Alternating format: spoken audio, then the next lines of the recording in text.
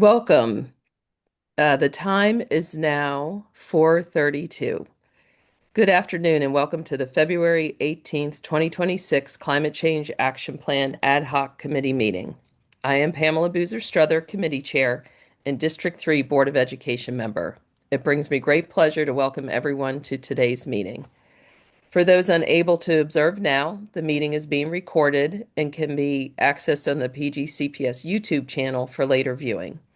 The agenda and documents can be found on the PGCPS Diligent page linked from the Board of Education homepage. I thank all of you for committing to this important oversight and partnership work. Agenda item 1.2, roll call. Ms. McMillan, please call the roll. Ms. Boozer Strother, Present. Donald Bell, Present. Kate Wunderlich, Present.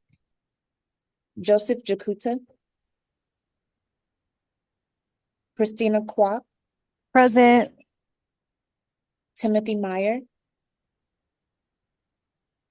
I'm sorry, present. Dorothy Morrison, Present. David Noto, Beth Novick, Present. Ramon Palencia Calvo, Present. Antoine Thompson, James Roberson, James Dubon Garcia,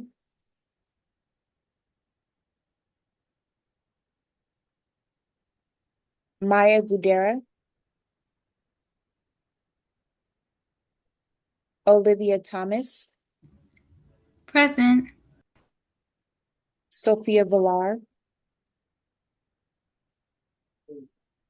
Michael Witherspoon. Present. There are 10 members present.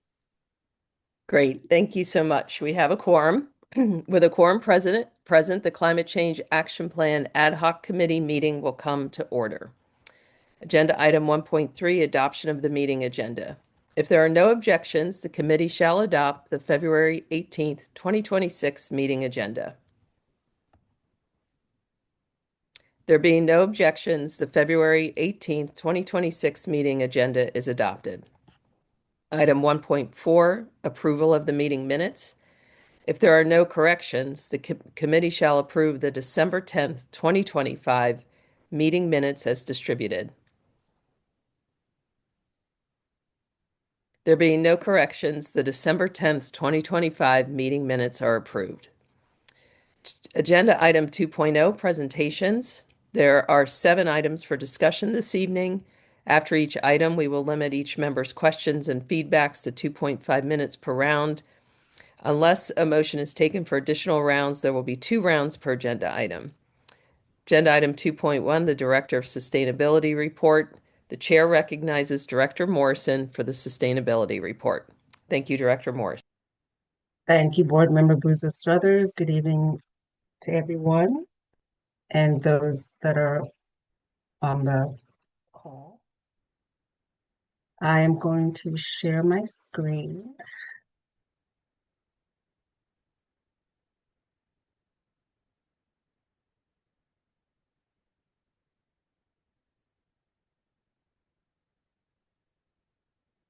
Can everyone see it? Hopefully. Yes, I can see it. Okay.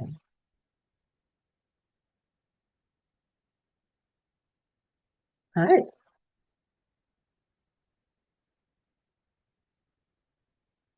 So first of all, I'd like to just congratulate the students. Let me see if I could do this. I'm using a different laptop because I'll just leave it this way. I was going to enlarge it.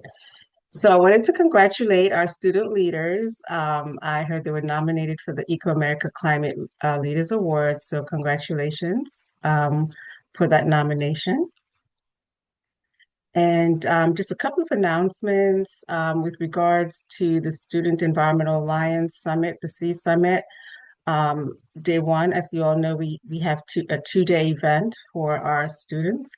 Day one this year will be at Bowie State University. That will be on April the 10th.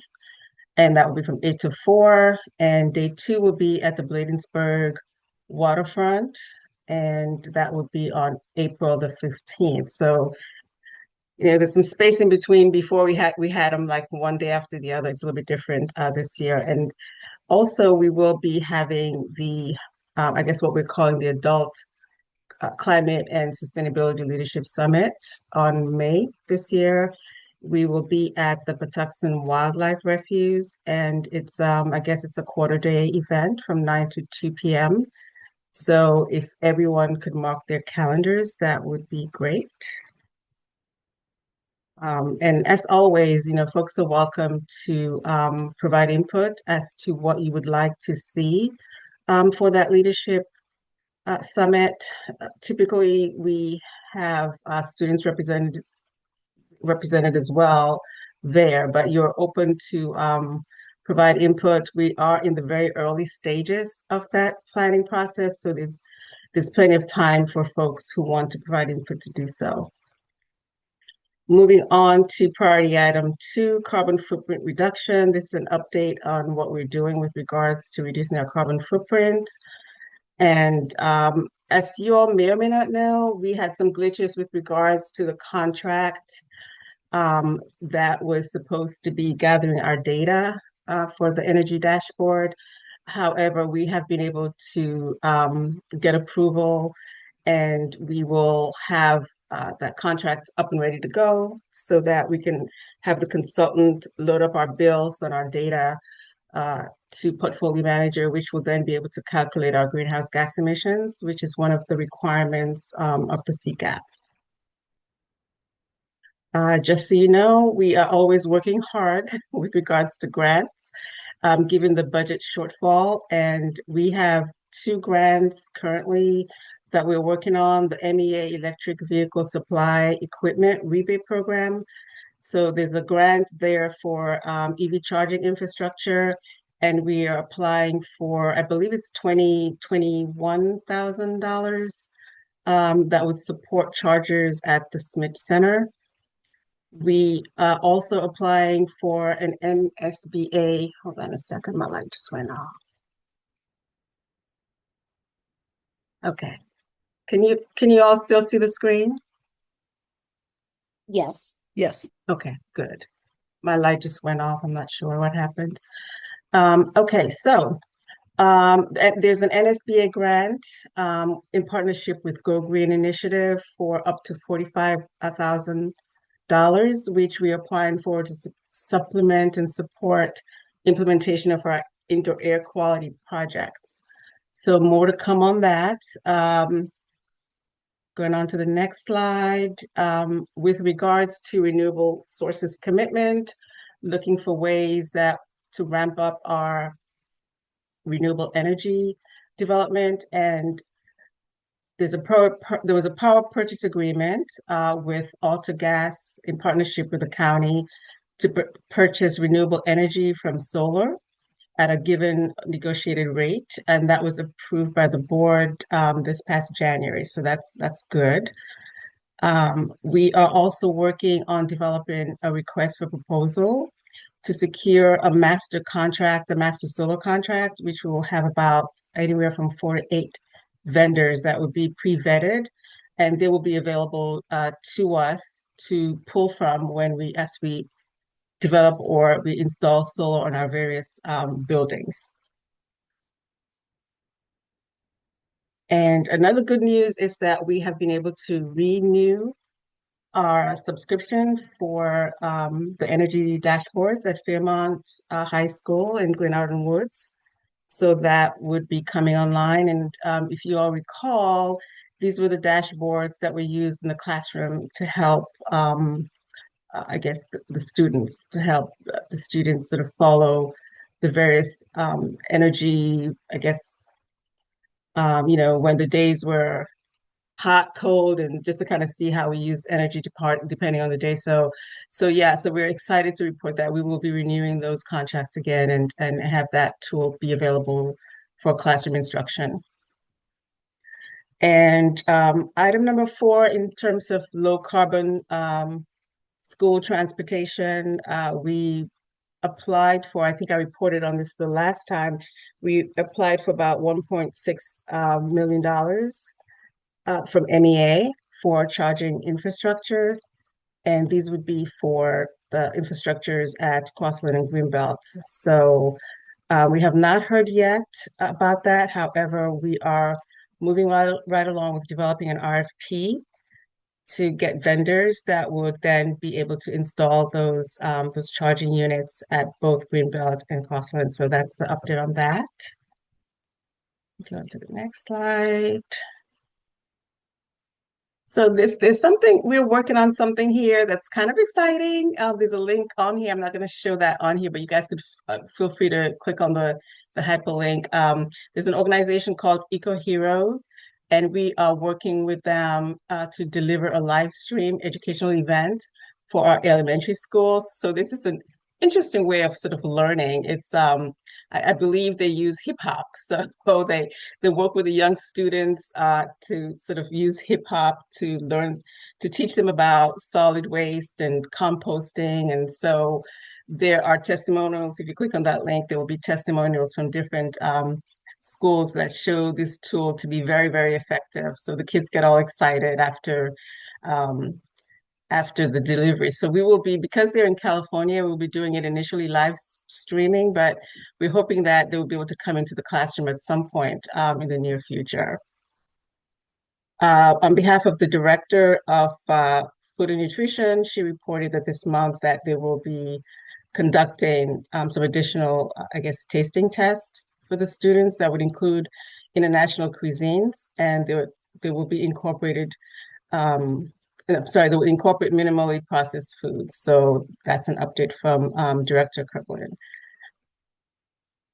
Our deep dive for tonight, so I'm not going to go too much into details with this, would be the climate resilient land management. And during the deep dive, we will talk about, or you will learn about partnerships that we're looking at with Department of Environment, the County Department of Environment, and other nonprofit organizations to initiate sustainable land uses on our properties, such as developing food forests, community gardens, that would benefit both students and the community. So that's to come.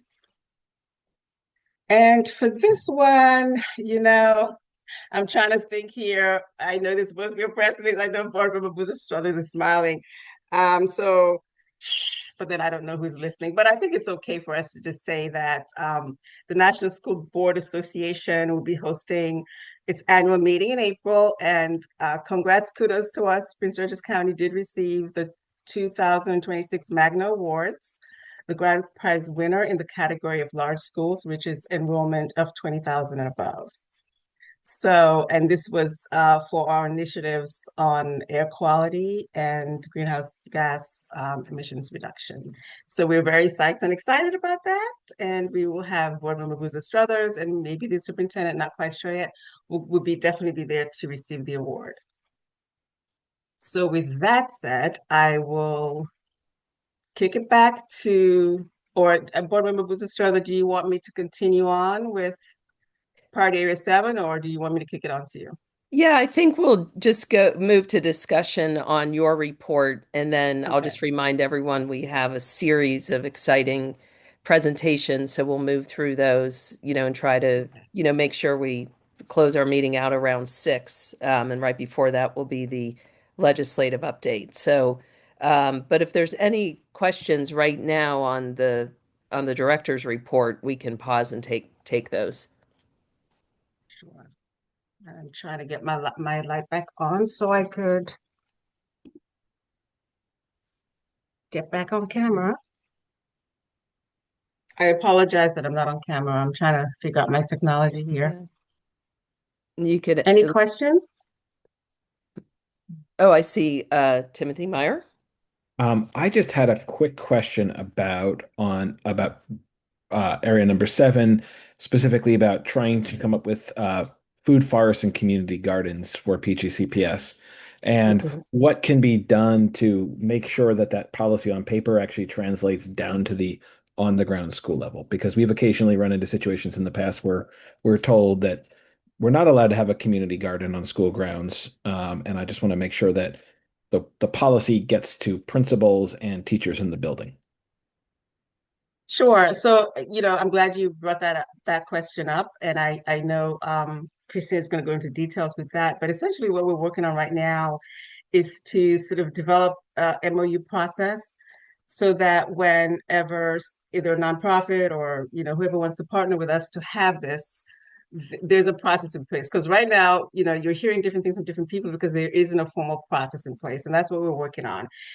It entails a whole bunch of different departments, risk management, legal office. So once we have that, it's going to serve sort of as I guess, a guidance or administrative procedure of sorts. And that would sort of be something that will be on our website so that, the principals, teachers can see it there. And so we will outline, there's obviously, it's very detailed in terms of liability to the school, cleaning up. There's just so many different pieces to it. And we're learning that it's getting bigger and bigger. But the good thing is once we're done with the policy, developing the MOU and the process by which to use the MOU, it'll be available to everyone. So hopefully we wouldn't have that dubious, nature. Some people say yes, some say no, and we'll have it as an administrative procedure. Thank you. And if I could make one suggestion, it's just in addition to outside organizations, in making sure that PTO and PTA groups are included in that, because that's the Sure. experience that we've gone through is depending upon literally any given year or any given administration, we sometimes get different answers on what we Get a different can and answer. can't Yeah, I know do that's and frustrating. what area would be the best for a garden and is it a true community garden? And um, I just want to make sure we have clarity across the board, but specifically Sure. including parent groups and Okay. maybe even having a carve out for parent groups where it's a more streamlined process for them to try to navigate. Okay. So I have made a note of that. Any, excuse me, any other questions for Director Morrison? Okay, not seeing any hands, we can move forward for the items 2.2 to 2.6. These are the presentations on Priority 7, Commit to Climate Resilient Land Management. Begins with an overview of 2.2, and then Director Morrison, I'll have you just move us through Sure. this section and we'll do questions at the end. So thank you. Sure. So we will start off with Christina, Program Manager Christina Garcia. She will sort of lead us through all the different presentations. But we have guests with us tonight. We have Mary Abe with the Department of Environment, Prince George's County Department of Environment, doing a case study. We have EcoCity. We have guests. I think I saw someone from there already. So we do have a case study from EcoCity Farms. And I don't know if board member Oliva has joined us. I know that was I see she. her here. Okay, I am awesome. here. I'm sorry, my son's dentist appointment ran late, so I'm in the car, but I am here. No worries. Thank you for joining us. We definitely appreciate it. So those are our two case studies. And with that, I'm going to invite Ms. Christina Garcia Stalin to lead us with the deep dive on Priority Area 7. Christina? Good afternoon, everyone here, distinguished board members and guests. I'm going to share my screen, or Mike, are you sharing the screen? Whatever you prefer, if you want to facilitate or if you want me to. Uh, no problem. Can folks see that? Yes. Okay, perfect. So if I'm sharing, so for as Director Dorothy Morrison mentioned today, we're going to, again, my name is Christina Garcia Starlin. I'm a program manager here at the Department of Sustainability and Resilience. Today, we will highlight some of our work in achieving the goals of the CCAP to priority 7, commit to climate resilient land management, with 2 case studies, as mentioned, that illustrate the multiple opportunities we have here to achieve these goals. So let's get right to it. So just for some, if you're new or we're just going to go over what some of those objectives are in priority 7. And you'll hear more how we are working towards achieving them. So for commit to climate resilient land management, we have conduct a system-wide landscape inventory and develop a plan for green infrastructure and sustainable landscape management assets at every school. The next one is establish a system-wide project database with tracking and monitoring for all green infrastructure and conservation and landscape assets. Then we follow, if you see on the screen, incorporate stormwater management activities into school curriculums to enhance climate science literacy and support a culture of environmental stewardship. So how are we doing this? We've completed the dashboard in 2023, which was modified to segment the data according to the priorities. The items tracked on the dashboard are really slow moving since they are mostly tied to capital programs and construction. But we're going to get, as you see here, this is an image of our dashboard, and you're welcome to join. I won't drop the links, but I did have a list of the links. You can go to our website at DSR, and it'll direct you to these dashboards.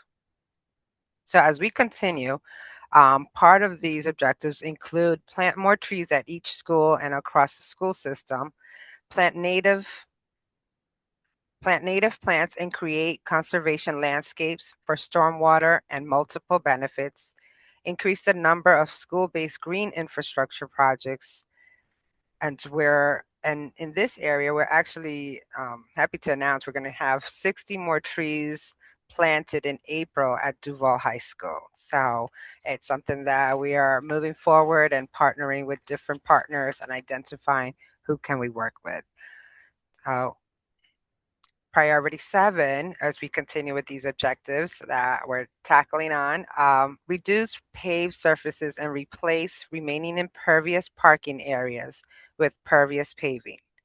Investigate building structures and retrofit green roofs where feasible. Preserve existing trees and woodland during site development process, and reuse already developed properties for school sites. These images here are some signage at the Siouxland High School, which, as you can see, it's really promoting environmental stewardship, composting, greenhouse, rain barrels, and we're just gonna mention briefly this as we go into the presentations right before the presentation. This is at Siouxland High School. They have in the exterior learning terrace and outdoor commons. So it's pretty exciting to see the greenhouse, just the infrastructure put in place, again, to support a culture of environmental stewardship. Right now, the high school is built, it's completed, but we're still working on the bioretention pond and green space available at this site. I'm not going to the other aspects of the building, just to stay focused on the stormwater management aspect. Let's see. Again, fascinating is replacing an existing 344,000 square footage, expanding it a bit more to 389,000. And these are just other common features about this school.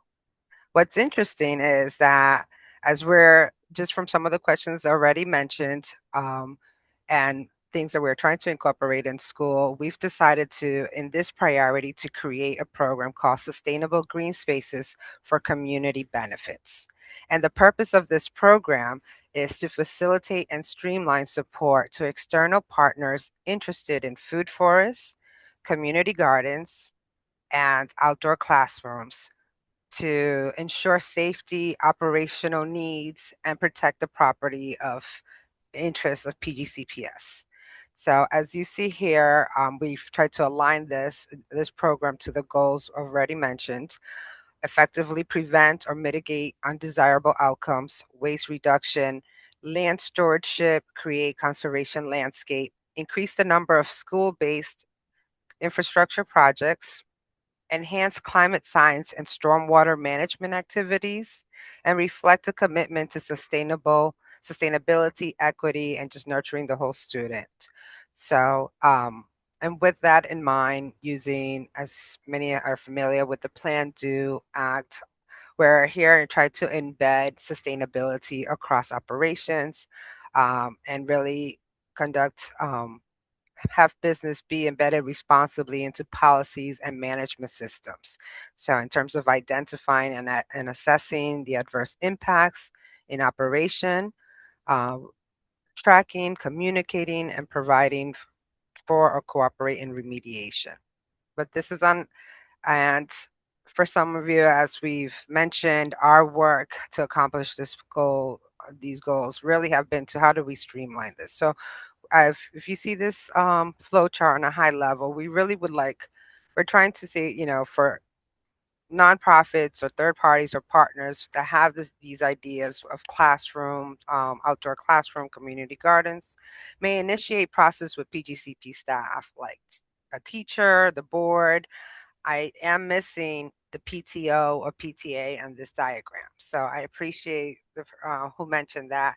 That will definitely include that voice in here. But we really would like for the Department of Sustainability to be included early on in the process so that we can provide the support and guidance to really bring these projects into fruition. But as you can see, in terms of assessing the feasibility of the projects, not only are we consulting with building services, the risk department, legal, CTE, and before that can really go to the COO and for further signing of the MOU. And just really trying to identify the different risks or liabilities in terms of the property use. So at this point, before I get into Colin Powell Academy Storm Management, I am going to open it up to Mary Abe at the Department of the Environment, and also to Miss Margaret and Kayla from Echo City Farms. You can hear some of these opportunities available, and I'll come back and give a focus update on Colin Powell. Okay. Mary Abe, would you like to start?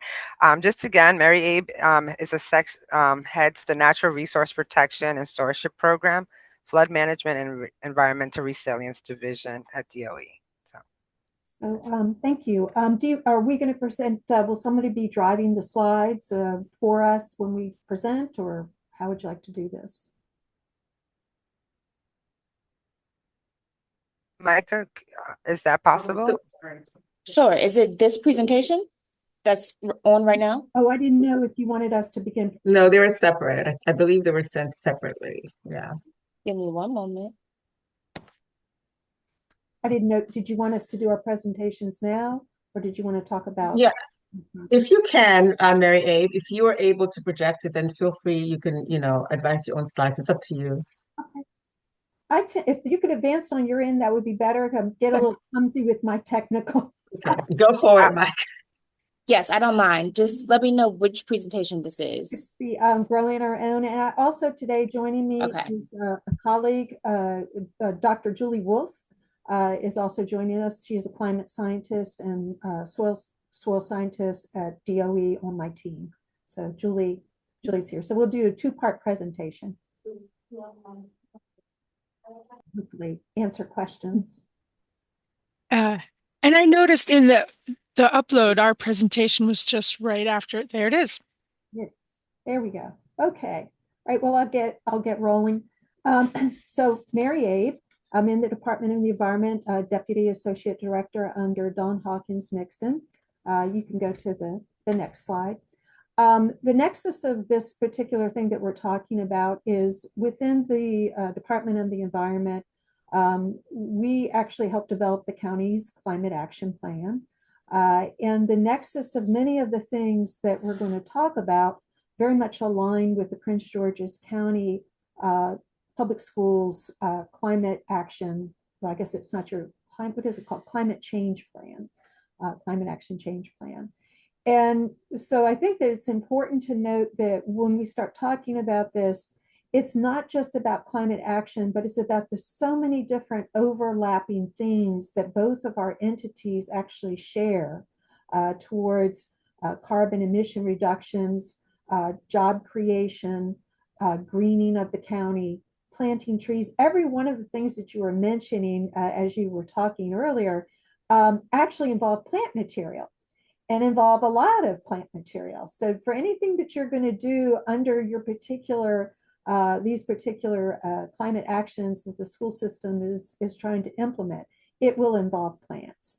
And at the heart of that, what I hope that you gain from what we're talking about is we think we have a pretty cool idea that could be replicated and moved around, or it could be at a central location working with the schools. But the way we like to think about it, we would rather come to our stakeholders rather than our stakeholders come to us.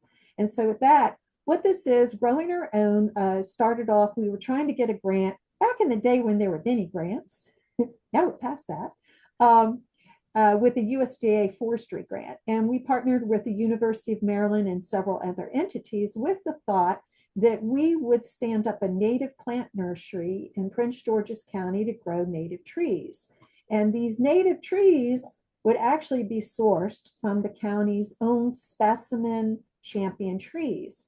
Because a bit of background on myself, I'm actually a registered landscape architect by trade, and deal a lot in the plant trade post now and also in the past. Most of the plant material that we get is not from this area. And so not only is that a carbon sink because you're transporting all of these trees across our county, across different regions, it's opportunity lost. Additionally, the plant material isn't even really superior because it's coming from another region. So the idea is to engage students in our youth in harvesting the nuts and cuttings from specimen trees in our county, and then basically, cracking them and beginning them from seedlings to eventually be grown up and used in the county's urban tree program. But it's even more diverse than that because there's so much more than trees. There's perennials and grasses that are native. And then there's that thing called edible foods. So that's something that I think Julie will be able to speak to from a food resiliency standpoint. So, but the whole nexus of this was not just to get these trees from the local county specimens and champion trees, because we have some incredible champion trees in our county. There are 200, 250 years old, and they're not going to be around forever. And let's face it, development is taking its toll. So the thought would be is if you use these trees, you engage the community, you engage the students to harvest these nuts and then grow them, you also tell the story of what that tree has seen over the years. And that's, I think, an important aspect of this. It's kind of taking the whole life lesson or the whole life cycle of this tree and relating it to a student, because that's the one thing we're finding with our tree plantings. It's sometimes hard to relate to people. But I think if we can find a way to really start to connect the two together, I think that this is a good way. So next slide, please. So I've kind of just already gone over this, but the reality is what this case study was, we started talking to the Prince George's County school system. Specifically, we did present at the Climate Summit a while back talking about community gardens and how the school system has the land. Now, DOE is a paper tiger. I like to call us a paper tiger because we really don't have a real centralized space. We do have the landfill operation, and that is a huge operation. It's part of us. But in terms of like our tree programs, our stormwater, all of that, we are basically kind of operating. We don't have a place to operate out of. We don't have a place to grow, so we rely on contractors, that sort of thing. So we're starting to say if we were to engage the public really in planting and growing things, what is a good entity that's centrally located throughout the county, engaging all the stakeholders that we want, be it the parents or the children? It's the public school system. So that's how the whole nexus started to get into this. So next slide. So when we were talking to, if you could advance to the next slide, yeah. So again, our growing on goals, better selection of native plant species, reduced cost of plant materials, because we're a county of 1 million in the Department of the Environment. Budgets are tight, everybody knows that. But the Department of the Environment should not be planting hundreds of trees a year. We should be planting thousands of trees a year. And so that's what we're heading towards, is that goal. But the prices that we're paying for these trees is it's over the top. We can't plant as many trees, and they're not even grown in our area. Additionally, here we are, we have this climate action plan, we're trying to implement it. And the amount of transportation emissions, which Julie can get into later on, is actually kind of, we haven't even accounted for that when we do tree plantings. I mean, we're doing these tree plantings, like right now, I'm literally planting 2,147 trees in District Heights, Capitol Heights, and Bladensburg. And that's 21 tractor trailer loads of trees. That's a lot of trees. I believe that's about 90 tons. And that's coming from North Carolina, South Carolina, all those different sorts of things. And then there is the other thing, which again, Julie will get into, is if you can grow a tree, then you can learn how to grow food. And so the system that I'm talking about setting up is not just about growing native plants. It's something that is transferable and scalable, that could be converted in a time of need and pushed out to grow food. So next slide, please. So what is it? This is kind of like an example. What's the benefit? There's a couple other benefits, but I'll get into a little bit more. But if you invite DOE onto your site to potentially run a professional nursery, you're going to get the benefit of having professionals at the fingertips of the students. And so we take care of the facility, and in return, we almost set up your lab for you to learn how to potentially grow plants, grow foods, and in return, we're running the space. It's kind of a yin and yang of it. And this picture is actually a pretty good demonstration of the size of the trees that we would want to grow to at this facility, and then ship them out to our local farmers to continue growing them so that they get to the size that we need. Next slide, please. And so when we started to engage, I was looking specifically for a site, and Gwynn Park actually came up as a potential site. And we're very interested to do it. The teachers, the principal was very interested. The problem with this site, it's a far end of the county, which is away from a lot of our urban stakeholders, but it is an agricultural school, and we would love to work there. It's landlocked, though. The piece of parcel that we would use is landlocked. And so that's a problem that we have, that we're trying to get around, that, we'd have to have different openings for trucks, because no matter what you do, we have to have a way to get the plant material out. But the school does have a greenhouse, and that's the sort of co-benefits that we would do. We would work with the school system to renovate the greenhouse, grow plants there, use it for us, but also help with the teacher set up systems to grow plants, and kind of integrate a professional environment where you're getting exposed to multifaceted green industry, because it's not just about landscaping. Who's the county's next landscape architects? Who's the next production manager? How do you manage the irrigation? How do you select the plants? How do you propagate the plants? It's just multifaceted, and all of this could be integrated into Project Blueprint to achieve. There's certain types of things that are like Julie is as a doctorate in soil science. I'm a registered landscape architect. I have a civil engineer on my team. I mean, DOE is chock full of professionals, and it is our core mission to do stewardship and engagement. So it's kind of a nice, happy marriage. At any rate, what this laid out, you can go to the next slide, please. It kind of shows the scope of what we could do on 2 acres. What would it look like? Those green areas to the right, when you look at the kind of the legend, those are nursery beds. That's after the seeds have been started, they've been in the greenhouse. There's a bit of succession. Julie could talk to that a little bit more. Next slide. This is what a hoop house would look like. And again, on that slide, you look at kind of the pinkish color. That's where they could be located. Again, this is a hypothetical layout that I tried to do to see how could it really work for us to get to a system that would be beneficial to the county. And a thought would be is that's very important here is the systems that the county has looked at do not involve digging in the ground. That's a key component. We're talking about inline air-pruned systems. So it's portable and we're not digging into the ground. And the reason for that is that we certainly don't have enough space to grow these plants, these perennials, and all these different sorts of things to the point where we could actually stall them. So they would actually be delivered or picked up from the local farmers who would contract grow with the county to grow them to full size, because literally both the school system and the agencies, we spend millions of dollars in plant material, doing our CIP projects, doing outreach, stewardship, and most of it is not grown in Prince George's County, and frankly, most of it not even in Maryland. So that's just no pun intended, food for thought. Next slide, please. And this is the kind of workspace that might be like you see a red area, kind of strategically located. This type of layout is a professional layout. This is not a feel-good operation.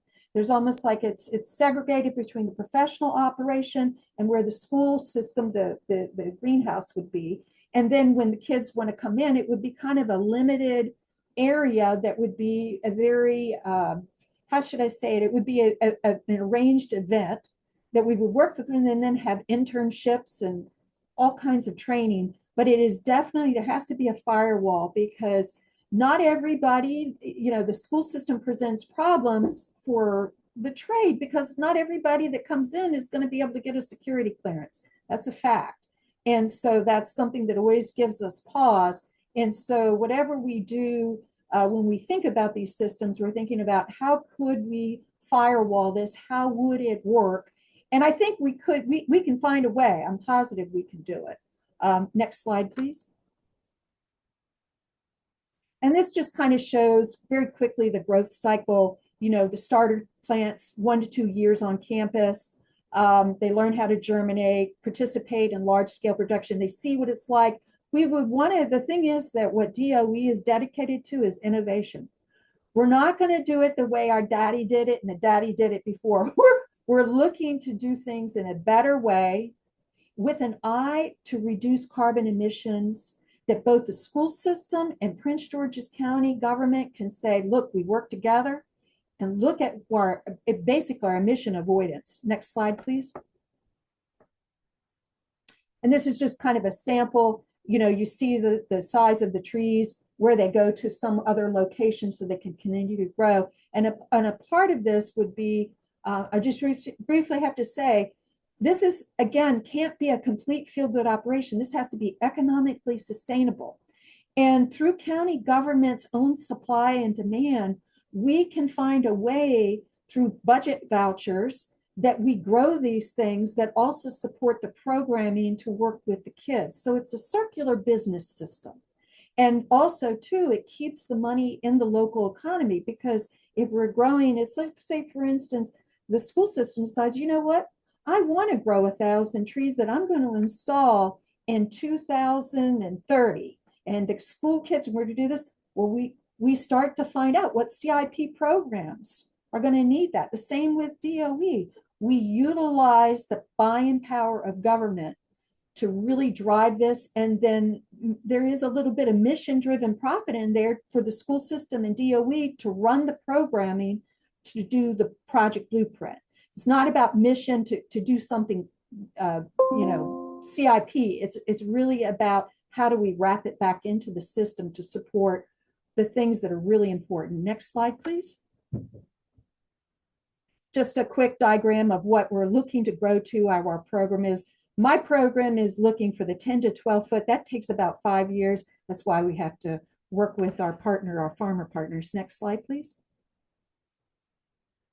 And just a quick overview. Like I said, I think Julie can speak to this even better. All the different professions that are looped in to running an operation that is related to growing plants, whatever it is. It's just multifaceted. I just think there's so many opportunities. There's also a lot of certifications that could be built in to achieve Project Blueprint. Next slide, please. And this is one of them. Next slide. I just have to mention it. I mean, we are going to the AI world. And again, if we're going to do this thing, we want to do it right. We want to have exposure to things that how the trade is really starting to head towards. If we were to have a central location that we started this off as a template, let's say an agricultural school, you know, we would test the technologies that are coming down the pike, the AI. I mean, I'm not the biggest fan of it, but it's here and it's not going away. Drone technology, the kids, they'd be, I'll do that. So I can just see it. Next slide, please. And actually, too, the remote controlled mower, that's pretty cool. That's already happening, folks. You can see it. The remote controlled mowers are already happening. And I'm going to now turn it over to Julie, and she'll talk a little bit about the food resilience piece of this and the emissions. Thanks, Mary. Hi, everyone. Can you hear me? Thumbs up. So yeah, I want to talk why is this strategy growing our own a climate action implementation strategy instead of just a way for us to get trees? For several reasons, the first of which it does allow us to avoid emissions. What I'm showing you here in this table, producing trees is involved with greenhouse gas emissions. And on the left column, you can see what it takes in terms of fuel and fertilizer and energy, the CO2 equivalents associated with that. That's negated by the carbon that's drawn down by a tree as it grows, and that's in the second column. And if you add those two together for 2 native trees in these 2 rows, you can see that the net emissions associated with growing a tree, they exist, they're kind of moderate. But then if, say, you look at transport from the middle of the country from a nursery in Tennessee, that adds a big bolster of emissions associated with that transportation. And it's even further when you consider, or even larger when you consider that many of our trees are actually coming from Oregon or even locations in Canada.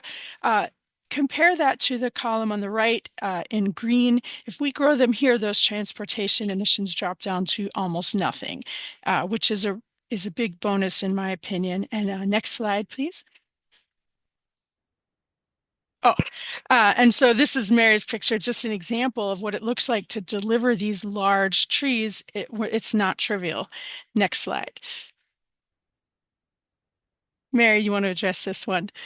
Sure. And that slide you just saw, that was actually a DOE project in 2024 when we planted almost 2,000 trees in Forest Heights, street trees, which are desperately needed because there's a tree equity problem, especially inside the Beltway and our older communities.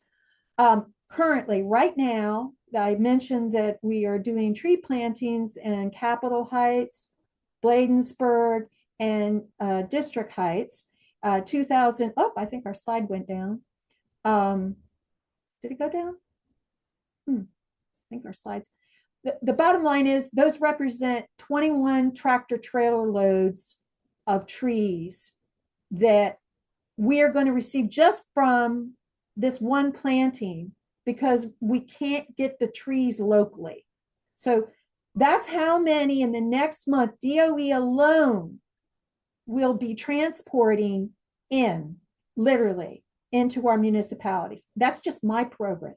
That's not the CIPs. That's not DP. That's just here. So it's just that's 2,000 tons of trees. So Julie, next slide, please. Give me one moment. It seems like my system is glitching. Okay. That's why I didn't want to drive. 1 second. Well, while it's loading, I could just continue briefly in words. So the emissions also relate, this also relates to food security, and that this whole system, in the event of a disruption, there we go, trucks. This is Mary's slide more. You can go to the next one, I think, Mary. Go ahead again. Okay. I'll jump to, Julie's going to make the connection. The school system has 200 locations throughout the county. And the one thing that we had, the one I showed the example of a stationary mobile area. Really, when we did our original grant, we were hoping to do mobile stations that were basically 1 acre mobile areas that we would stay in one location for about a year and then keep moving on.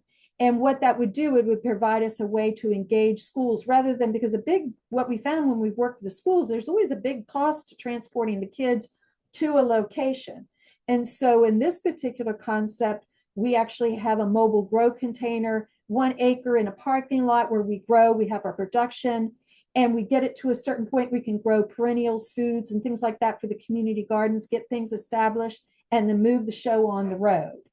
And the thing is we know what these things cost. We know them. And actually, we even explored having the school system as a project build these. And so this is not, these are sea containers that are basically retrofitted with LED lights and different sorts of, frankly, the cannabis industry really revolutionized these type of containers, but they're used for growing food and for starting plants. So it's really a good system. So I won't belabor, go back to you, Julie.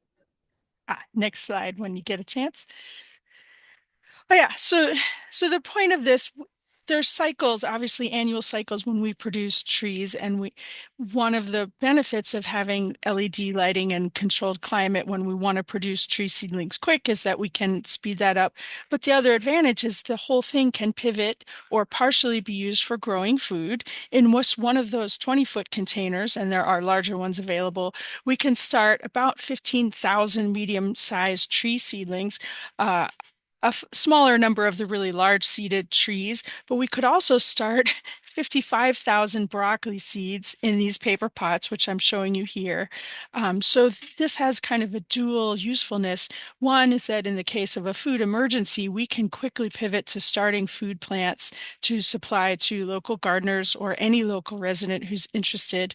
And next slide when you get a chance. But we can also support kind of the ongoing gardens that you might want to have at school, including in the summer. And we have this transplanter that goes with these paper pots that lets you put in some rows really quickly if you have a garden space, or we can send those paper pots home with people who want to plant them at home.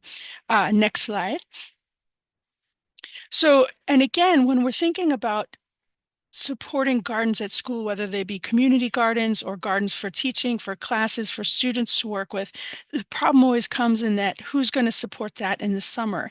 And especially with climate change in Maryland, summer is a harder and harder time to garden in general, and it's really hard to start your seeds for the rest of the year when things get easier because things are so hot and dry. And so in the summer, when our tree seedlings are going outside, we can convert these spaces to starting seedlings, for example, of all these species you see on the right, to support your gardens during the school year. So I think that could really help take away some of the burden of supporting any gardens that you would want to start. And again, it gives us a lot of flexibility in terms of pivoting between food and native plant production. The next slide, please.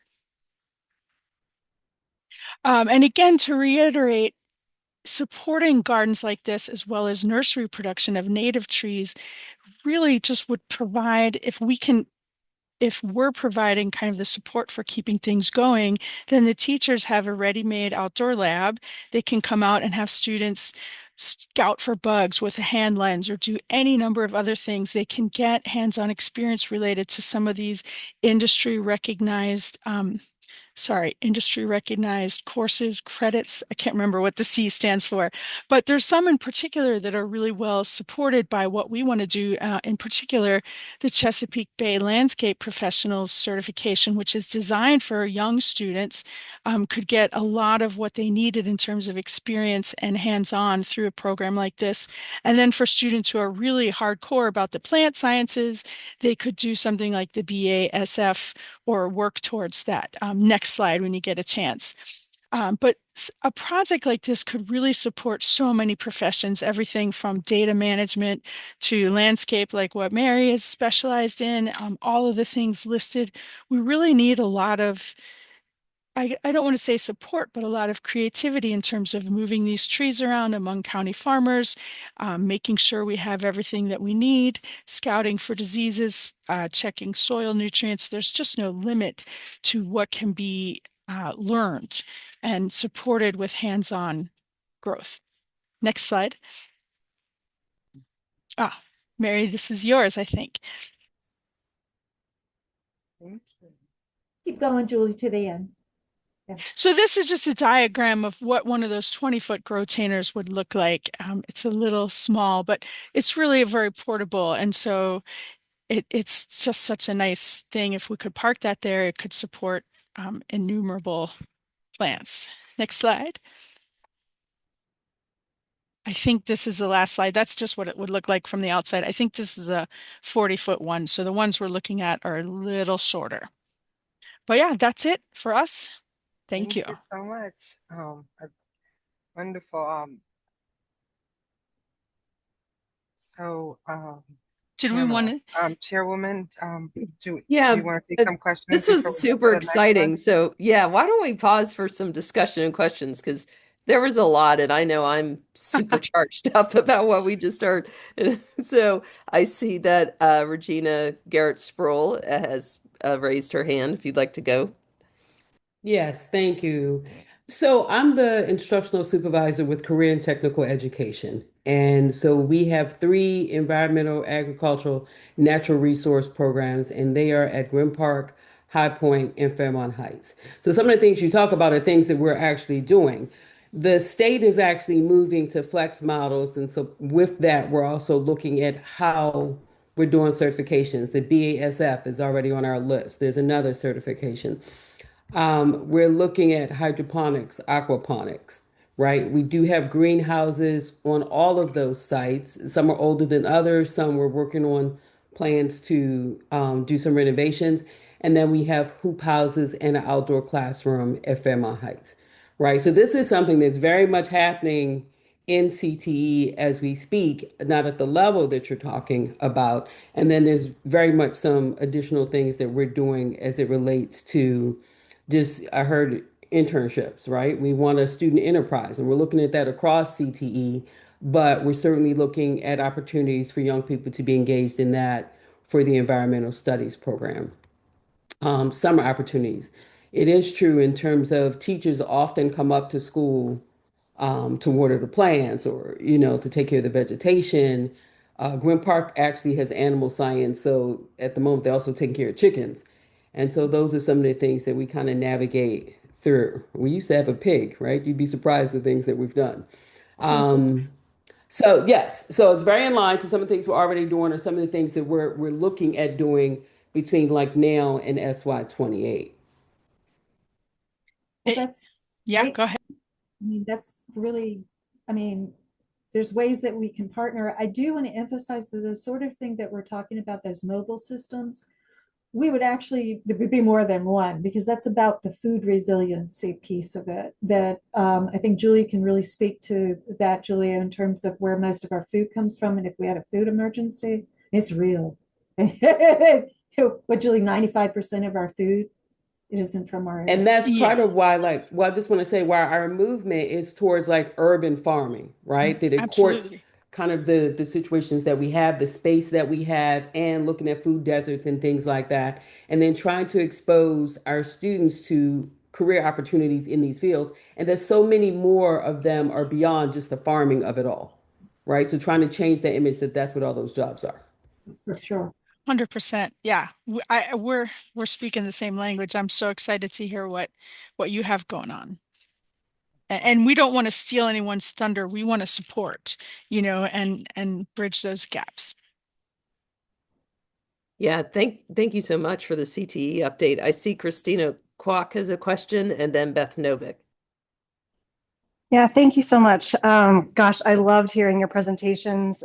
So excited to hear this. It's like an excellent example of when we put our heads together in across sectors and think about how we can create solutions that have co-benefits for multiple sectors. So this is a really excellent example of that.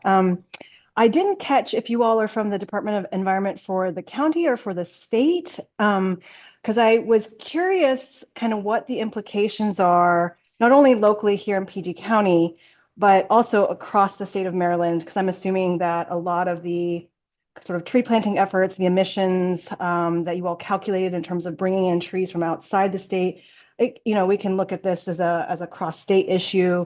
And I'm also thinking about this especially because so many of the schools, and I'm speaking totally out of turn here. I don't know how many schools, but my sense is that there's a lot of space limitations for schools in the county, especially the urban schools. And so, can we put our brain power to thinking about how in addition to tree planting, other challenges that the Department of Environment is facing in terms of, the emissions reduction goals, the food resilience goals, climate resilience, adaptive capacity, all these beyond the tree aspect, to see, it's solutions that could really help benefit urban schools as well. So that was one question. And then the other question that I had was the implications for teachers, because I'm super excited about it. I'm sure there are a handful and maybe more than a handful of teachers who would be excited. But for those teachers who might be like, I have no idea what to do. That's cool, but I have no idea how to bring my students out to the class, out to the greenhouses and how can we support teachers to identify connections and build bridges to the content that they're in charge of teaching, and really help support them in drawing those learning connections. So yeah, thank you so much, and great work. I'm so excited about this. Thanks. So I'll take a crack. We are the Prince George's County Department of the Environment. So these could be your tax dollars hard at work. So yay. Julie can speak better to this, but I was deeply involved with the county's climate action plan. And unfortunately, the back end of how we do greening is not really, the carbon is not calculated, and the end emissions, it isn't. And so that's from a future that we are building for our children.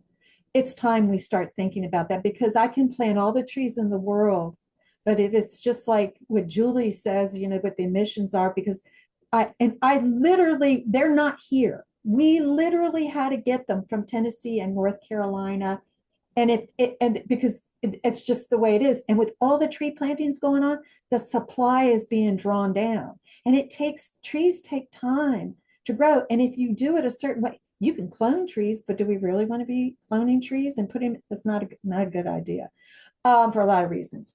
So, but in terms of the teachers, the one thing that I want to resonate is that if we have a professionally run system, and I do mean professional, I mean, there's deliverables that the county itself does at these facilities. The benefit that we bring is whatever we're touching, it's going to be well run. And so it's like Julie said, if the teacher wants to bring it in, they can get involved as much as they want. It's a ready-made lab.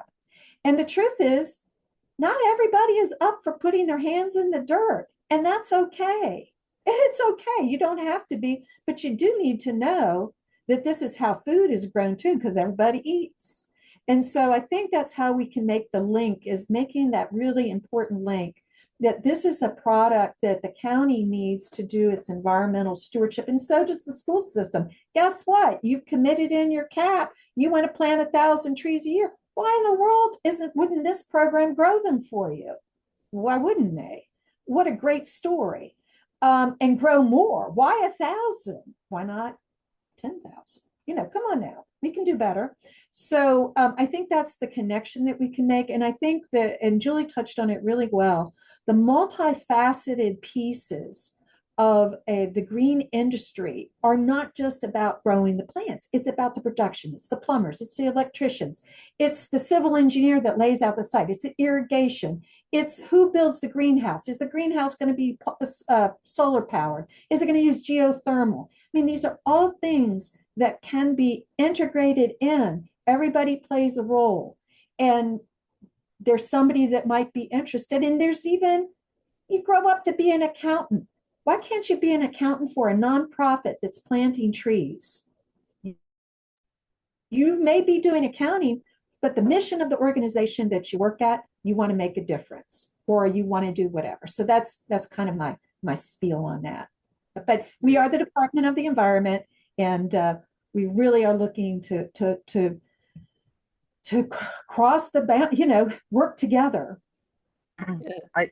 Thank you. I'm going to have Beth Novick ask her question now, just for interest of time.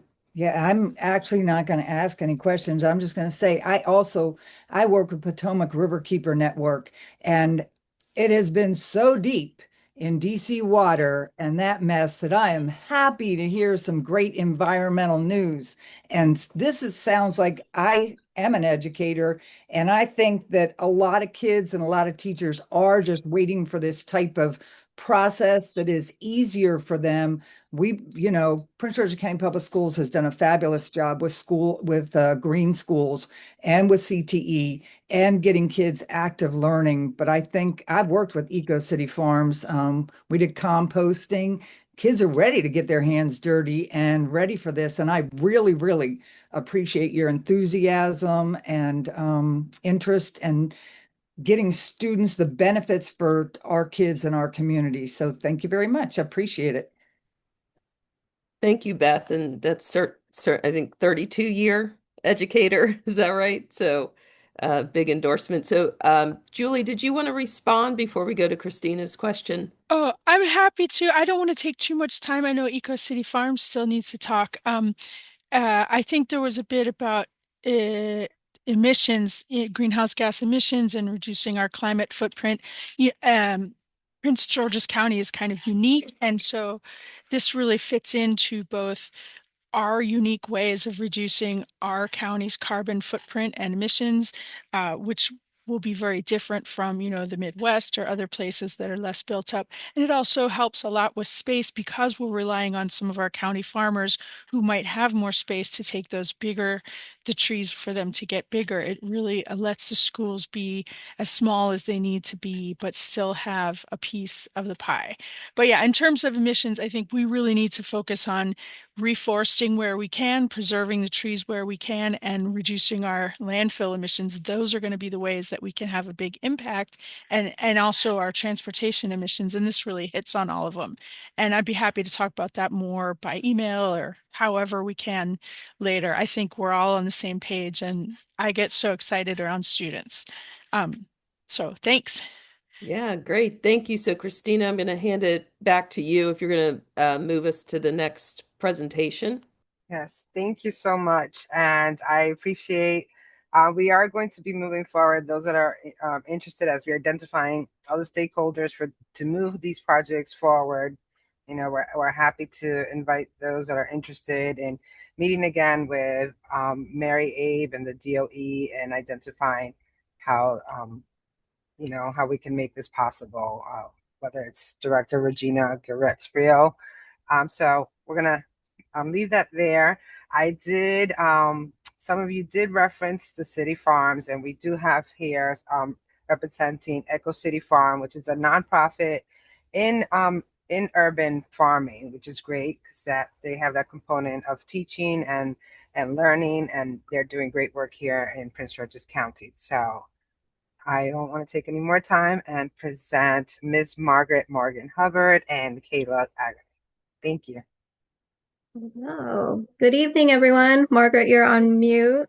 You can unmute, and then I'm going to share my screen. I can facilitate our slides.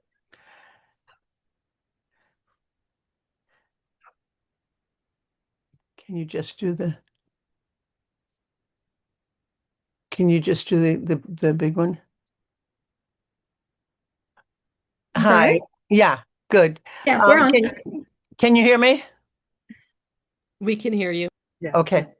Okay, so I want to say that was an excellent presentation, and that in the same way that trees aren't grown in Prince George's or Maryland to the extent that we need them, food certainly isn't. And we consume tremendous amount more food than we grow.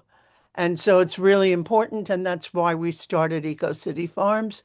Not only that, but in many, many areas, there healthy food is not accessible. So our vision as EcoCity Farms, and we'll talk a little bit more about where we are and so on, is a restored Chesapeake food shed that nourishes our bodies, our communities, and the earth. And then I just wanted to introduce myself real quick. Oh. My name is Kayla Agno. I'm Deputy Director of EcoCity Farms. I recognize a lot of faces here in this room, so thank you for allowing us into this space and good to see all of our supporters. Just want to mention I'm a graduate of the PGCPS, and within the capacity of ECO, I've been working with the schools for tours and school visits, summer programming, and working with our partners at the Schmidt Center. So next is, so we're talking about urban farming. We do have later on more of a case study of a project that we are actively pursuing around a community garden and outdoor learning space. So we'll get to that point. But first, we're setting up our philosophies and how that ties into climate resilience. These are some of our foundational principles. Just want to highlight valuing biodiversity, thinking globally, acting locally, and definitely environmental and food justice for all. And this is our at two of our farms, we have what we call compost outposts. We also repurpose shipping containers. These look very different from the ones you presented.